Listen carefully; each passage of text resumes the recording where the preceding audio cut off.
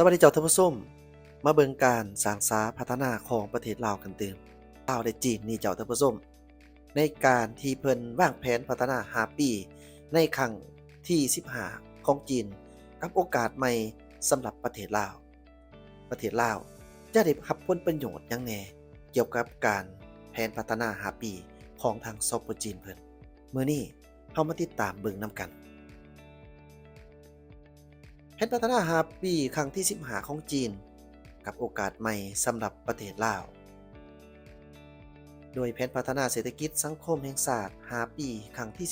15แผนพัฒนา5ปีครั้งที่15ของจีนที่รับรองเอากองประชุมครั้งที่4ของสภาประชาชนแห่งชาติจีนสุดที่14เมื่อบ่ดนมานี้แม้นได้วางหลายเป้าหมายสำคัญเพื่อแน่ใจเฮ็ดให้เศรษฐกิจของจีนใน5ปีต่อหน้าแต่ 2026 5 ปี 2030 สืบต่อเติบโตอย่างแข็งแรงและมั่นเที่ยง หลังจากประสบผลสำเร็จอย่างโดดเด่นในการปฏิบัติแผนพัฒนา5ปีครั้งที่ 14แต่ปี 2021 มาฮอดปี 2025 เฮ็ดให้เศรษฐกิจจีนเติบโตเฉลี่ย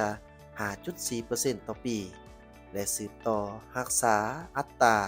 ประกอบส่วนต่อการเติบโตของเศรษฐกิจโลกอยู่ที่ 30% อย่างมั่นคง จีนได้กำหนดหลายเป้าหมายจุดสุมสำคัญในแผนพัฒนา5ปีครั้งที่15เช่นสุมใส่การพัฒนาคุณภาพสูง การพึ่งตนเองทั้งด้านนวัตกรรมในระดับสูง การหันเป็นสีเขียว การรักษาเสถียรภาพของระบบต้องสู่การสนองปรับปรุงการเป็นอยู่ของประชาชนให้ดีขึ้น เปิดประตูสู่ภายนอกในระดับสูง และอื่นๆ สืบต่อเฮ็ดให้การบริโภคเป็นตัวขับเคลื่อนทางเศรษฐกิจนับมือโดดเด่นขึ้น แผนพัฒนาดังกล่าวได้รับความเอาใจใส่เป็นพิเศษจากทั่วโลก ซึ่งประชาคมโลกต่างตีราคาว่า นี่บ่ได้เป็นเพียงแผนพัฒนาของจีนเท่านั้น หากยังเป็นการเปิดรับการเติบโตอย่างควบร่วม และการร่วมมือแบบต่างฝ่ายต่างได้รับผลประโยชน์ที่ก้าวข้ามชายแดนทั้งเป็นการวาดภาพแห่งความเจริญรุ่งเรืองร่วมกันของทั่วโลกอีกด้วย เนื่องจากจีนเป็นประเทศที่มีขนาดเศรษฐกิจใหญ่เป็นอันดับของโลกที่มีความรับผิดชอบต่อการพัฒนาของโลก จึงเฮ็ดให้แผนพัฒนาที่วางออกเป็นการยืนยันคืนบทบาทของจีนในการเป็นหนึ่งในเสาหลักแห่งความมั่นคงของเศรษฐกิจโลก ก็คือการสร้างโอกาสและการ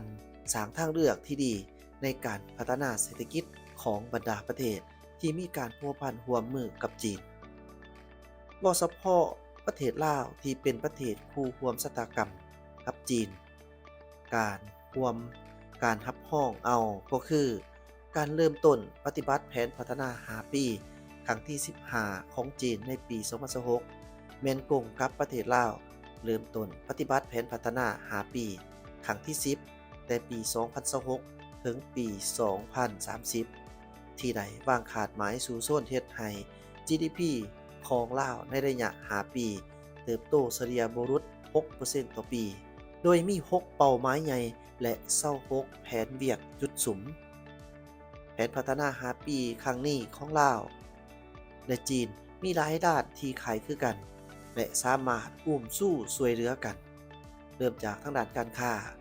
จีนที่สืบต่อหันเปลี่ยนประชากรหลายกว่า 1.4 ตื่คน ให้กลายเป็นเครื่องจักรต้นต่อของความต้องการภายใน ไปสู่เศรษฐกิจที่ขับเคลื่อนด้วยการบริโภคได้เป็นพลังแห้งในการเพิ่มทวีการเชื่อมต่อตลาดจีนกับโลกสำหรับลาวแล้วนี่ถือเป็นโอกาสสำคัญต่อการส่งออกสินค้าไปจีนเช่นสินค้ากสิกรรมแร่ธาตุพลังงานและอื่นๆเพราะจีนคือคู่ค้าใหญ่อันดับ2ของลาวที่มีมูลค่าการค้า2ฝ่ายเพิ่มขึ้นทุกปี ในนี้เฉพาะปี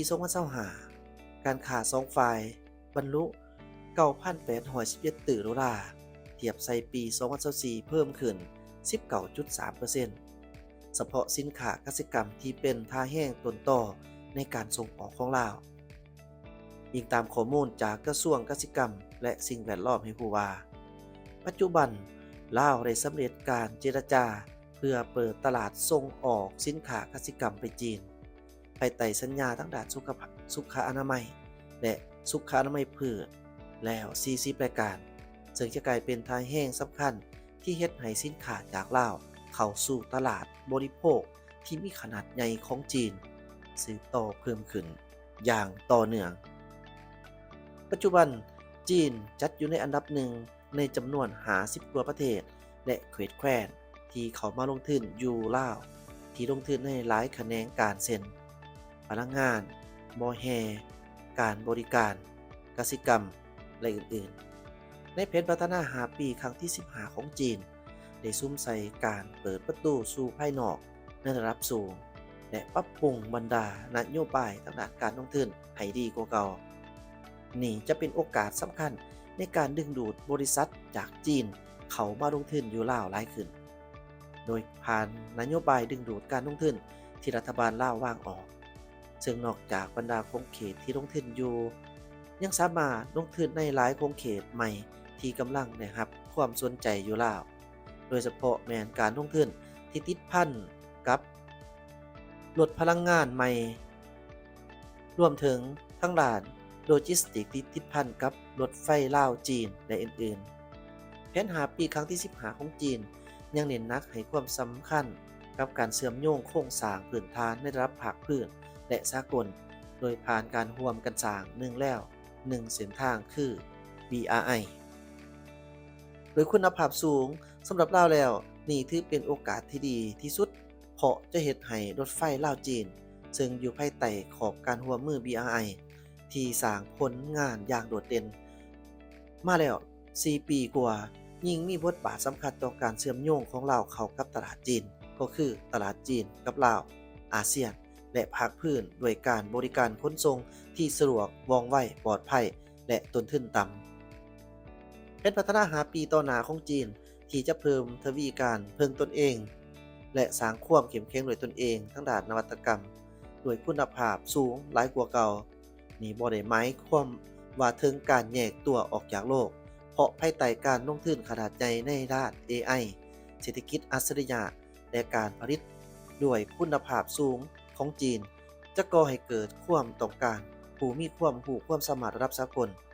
เทคโนโลยีและการร่วมมือสากลเพิ่มขึ้นขณะที่บริษัทขามสาสถาบันคนขั้วและบริษัทเริ่มต้นธุรกิจทั่วโลกจะได้รับผลประโยชน์จากการเข้าถึงระบบนิเวศนวัตกรรมของจีนที่กว้างขวางผ่านบรรดาโครงการร่วมมือกับจีนสำหรับลาวแล้วนี่ถือเป็นโอกาสที่สำคัญที่จะเฮ็ดให้ลาวสามารถเข้าถึงเทคโนโลยีใหม่ของจีนโดยผ่านบรรดาโครงการร่วมมือทั้งภาครัฐและเอกชนของ2ฝ่ายโดยเฉพาะแม่นการร่วมมือกันสร้างศูนย์ร่วมมือการประดิษฐ์สร้างใหม่ทางด้าน AI อยู่ลาวพัฒนาปัญญาประดิษฐ์ตัวทำอิฐของลาวและอื่นๆก็คือการช่วยเหลือจากจีนในด้านเทคโนโลยีรวมถึงการช่วยเหลือยกระดับทางด้านความสามารถทางด้านเทคโนโลยีให้แก่บุคลากรของลาวซึ่งนี่จะประกอบส่วนสำคัญเขาในการสร้าง3เสาค้ำของลาวคือรัฐบาลดิจิตอลเศรษฐกิจดิจิตอลและสังคมดิจิตอลให้ปรากฏผลเป็นจริงนอกจากนี้แผนพัฒนา5ปีครั้งที่15ของจีนยังเพิ่มโอกาสใหม่ให้แก่การพัฒนาทางด้านให้แก่ลาวเป็นต้นแม่นการพัฒนาสีเขียวการแก้ไขความทุกข์ยากของประชาชนและอื่นๆซึ่งเป็นการยากที่สุดที่จะยกขึ้นมาอธิบายให้ได้หมดลาวและจีนต่างพัฒนาประเทศตามแผนพัฒนา5ปีของตนซึ่งสามารถต่อทอนบทเรียนซึ่งกันและกันและประสานสมทบกันในด้านการพัฒนาด้วยรูปแบบการวางแผนพัฒนาแห่งชาติที่คล้ายคือกันซึ่งบ่เพียงแต่สามารถแก้ไขความยุ่งยากทางด้านการพัฒนาของไผลาวเท่านั้นยิ่งจะสามารถเป็นแบบอย่างที่ดีให้แก่การร่วมมือในภาคพื้นแผนการ5ปีครั้งที่15เป็นหลักฐานยั่งยืนถึงความเชื่อมั่นของจีนที่ว่าความสามัคคีความเข้มแข็งและความตัดสินใจเอาชนะอุปสรรคทั้งปวงความเจริญรุ่งเรืองของโลกบ่แม่นเกมผลรวมของศูนย์การพัฒนาของจีนแม้นมีความเกี่ยวพันอย่างใกล้ชิดกับการพัฒนา ของโลกในนั้นรวมทั้งประเทศลาวขอขอบใจข้อมูลข่าวโดย BT วิทยุกระจายเสียงแห่งชาติ